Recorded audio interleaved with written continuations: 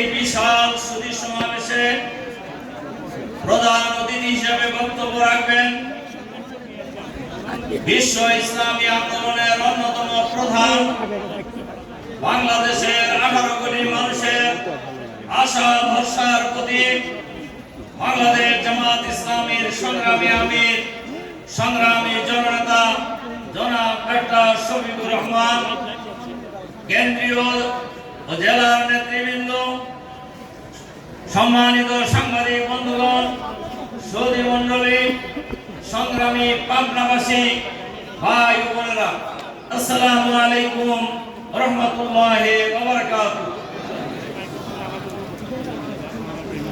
আল্লাহ তাআলার শুকরিয়া, যিনি মেহরবানি করে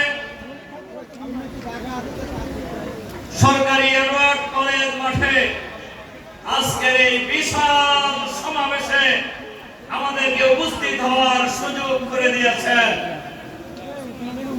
গত 15.5 বছর পাবনাবাসী এইভাবে কোনো মিটিং করার সুযোগ পায় নাই। বাংলাদেশের মানুষ কোনো মিটিং করার সুযোগ পায় নাই। যারা এই সরকারের বিরুদ্ধে কথা বলেছে তাদের টুটি চেপে ধরা হয়েছে।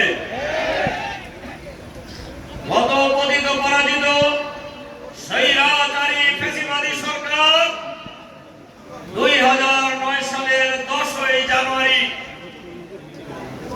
রাষ্ট্রীয় ক্ষমতায় অধিষ্ঠিত হওয়ার পর থেকে গত 2020 সালের 5ই আগস্ট পর্যন্ত বাংলাদেশের 18 কোটি মানুষ কার্যত ছিল বন্দী।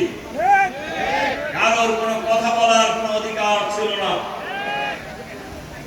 মত প্রকাশের কোনো অধিকার ছিল না।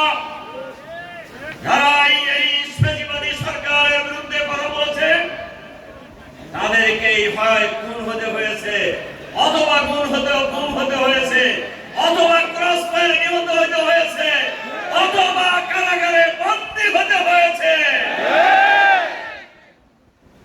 এই সরকারের বিরুদ্ধে কথা বলার কারণে, দেশের মানুষের পক্ষে কথা বলার কারণে আমাদের নেতা শহীদ আমির জামাত এই বাংলাদেশের সিংহ পুরুষ, আপনার কৃতি সন্তান মাওলানা মতিউর রহমান নিজামীকে অন্যায়ভাবে ফাঁসিতে ঝুলিয়ে হত্যা করেছে।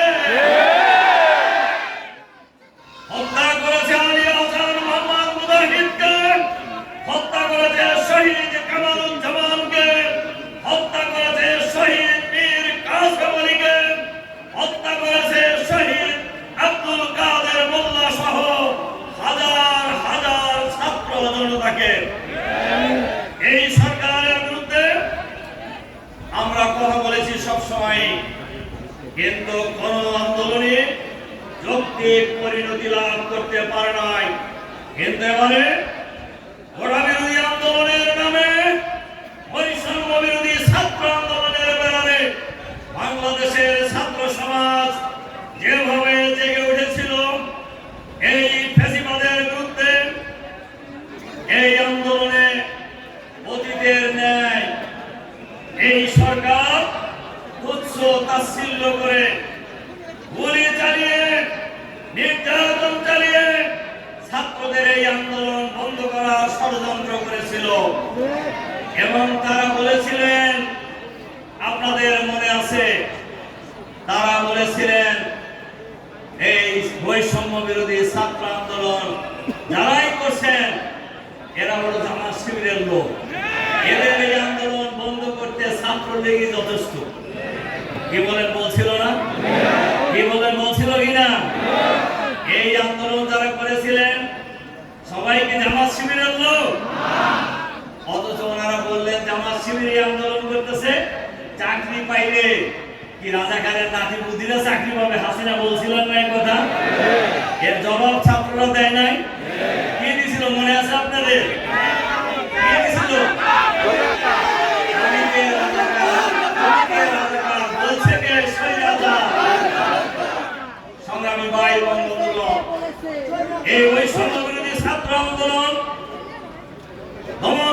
জন্যই গত 16 জুলাই রংপুরের রোকেয়া বিশ্ববিদ্যালয়ের বৈষম্য বিরোধী ছাত্র আন্দোলনের প্রধান সমন্বয়ক ইংরেজি বিভাগের শেষ বর্ষের ছাত্র আবু সাইদকে পুলিশ গুলি করে নির্বিচারে হত্যা করে। এই হত্যাকাণ্ড আন্দোলনকে ভিন্ন আন্দোলনের মোড় ঘুরিয়ে দেয়। এরপরে বৈষম্য বিরোধী ছাত্র আন্দোলনের ব্যানারে বাংলাদেশের রাজনীতিবিদ, কৃষক, শ্রমিক, মেহনতি জনতা, রিক্সাওয়ালা, ভ্যানওয়ালা, মায়েরা, বাপেরা, ছাত্ররা, ছাত্রীরা, বাংলার আবাল, বৃদ্ধ, বনিতা রাজপথে নেমে আসে, ঐক্যবদ্ধ প্রতিরোধ করে তোলে। জনতার শহীদের মিছিল লম্বা হতে থাকে, জনতার মিছিল আরো লম্বা থেকে লম্বা হতে থাকে। এর এক পর্যায়ে ছিল গণভবন ঘেরাওয়ের কর্মসূচি এবং সেই কর্মসূচি বৈষম্য বিরোধী ছাত্র আন্দোলনের এই কর্মসূচি বন্ধল করে দেওয়ার জন্যই তারা ইন্টারনেট বন্ধ করে দিয়েছিল, কারফিউ জারি করা হয়েছিল, সেনাবাহিনী মোতায়েন করা হয়েছিল। গত 5ই আগস্ট বাংলাদেশের সকল শ্রেণী পেশার মানুষ, আপনারা যারা ঢাকায় ছিলেন তারা দেখেছেন, সকল শ্রেণীর পেশার মানুষ ঐক্যবদ্ধভাবে কারফিউ ভেঙে, আর্মির ব্যারিকেড ভেঙে গণভবনের দিকে যখন রওনা হয়েছে, তখনই এই স্বৈরাচারিণী ফ্যাসিবাদী ঘোষিনী বেগম, ভারতের সেবাদাস, পুতুল সরকারের দামি প্রধানমন্ত্রী শেখ হাসিনা পালিয়ে যেতে বাধ্য হয়েছে। উনি কয়েকদিন আগে বলছিলেন না হাসিনা পালায় না, কি বলছিলেন না? ব্যাংক সাহেব বলছেন পালাইছে কি খালি একখানা গোষ্ঠী শুদ্ধ পালাইছে। জনগণের আন্দোলনের মুখে আবার প্রমাণিত হয়েছে কোন ফেসিবাদের জায়গা বাংলাদেশে হবে না। অহংকার আল্লাহ তাআলা পছন্দ করেন না, দাম্ভিকতা আল্লাহ তাআলা পছন্দ করেন না।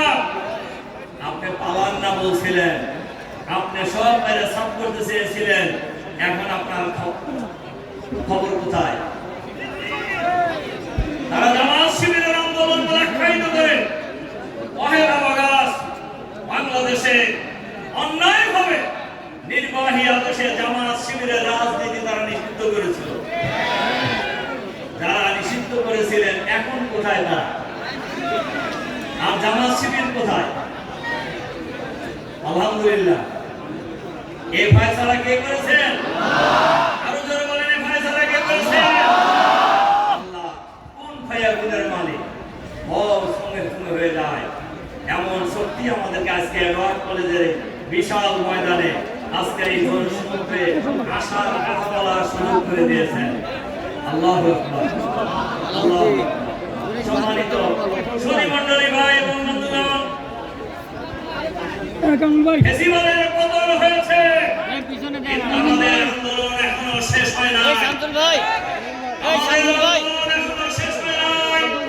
শামসুল ভাই, এখনো ফেসিবাদের বেতাবতারা শামসুল ভাই, বিভিন্ন জায়গায় লুকিয়ে আছে। আমরা অন্তর্বর্তীকালীন সরকারের কাছে আহ্বান জানাবো, অবিলম্বে এই ফেসিবাদের দোষর যারা, এদেরকে গ্রেফতার করে বিচারের আওতায় আনতে হবে। আজকের এই সুধী সমাবেশে আমাদের প্রিয় ভাই মাহমুদ রহমান নিলয়, জাহিদুল ইসলাম সহ যারা জীবন দিয়েছেন, তাদেরকে হত্যা করা হয়েছে, এই সকল খুনিদেরকে গ্রেফতার করে বিচারের আওতায় আনতে হবে।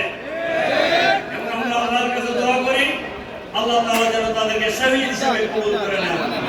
যারা আহত হয়েছেন তাদেরকে আমরা স্যালুট করি এবং তাদের জন্য দোয়া করি, আল্লাহ তাআলা তাদেরকে সুস্থতা দান করেন। এর সাথে সাথে আমরা আপনাদের কাছে আহ্বান জানাতে চাই, বাংলাদেশ জামাত ইসলামী আমাদের প্রিয় জন্মভূমি 56,000 বর্গ মাইলের এই বাংলাদেশে আগামী দিনে একটি সুখী, সমৃদ্ধশালী, সন্ত্রাস মুক্ত, চাঁদাবাজ মুক্ত, দখলদার মুক্ত, কল্যাণ রাষ্ট্র গড়ে তোলার জন্য, ইসলামের বাংলাদেশ গড়ে তোলার জন্য যে লড়াই সংগ্রাম চালিয়ে যাচ্ছে, সেই সংগ্রামে আমরা বাংলাবাসী ঐক্যবদ্ধভাবে এগিয়ে যাব ইনশাআল্লাহ। সন্ত্রাস মুক্ত হোক আপনারা চান না? চাঁদাবাজ মুক্ত পাবনা চান না? দখলদারিত্ব মুক্ত পাবনা চান না? এরা চাইতে হলে সন্ত্রাস মুক্ত নেতা দরকার, চাঁদাবাজ মুক্ত নেতা দরকার, দখলদার মুক্ত নেতা দরকার। বাংলাদেশ জামাত ইসলামী এই ধরনের একদল নেতৃত্ব তৈরি করেছে, যারা বাংলাদেশকে আগামী দিনে একটি সুন্দর আধুনিক ইসলামের বাংলাদেশ গড়ে তোলার জন্য লড়াই সংগ্রাম অব্যাহত রেখেছে। সুতরাং যে জমিনে নিরয়ের রক্ত ঝরেছে, যে জমিনে জাহিদের রক্ত ঝরেছে, যে জমিন আল্লাহ আব্দুর রহমান নিজামী শুয়ে আছে, যে জমিনে আল্লাহ আব্দুল সোবহান শুয়ে আছে, সেই জমিন হবে আগামী দিনে ইসলামের জমিন ইনশাআল্লাহ।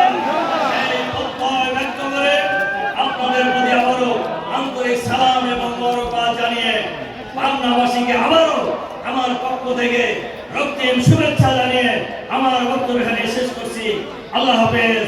আসসালামু আলাইকুম ওয়া রাহমাতুল্লাহ।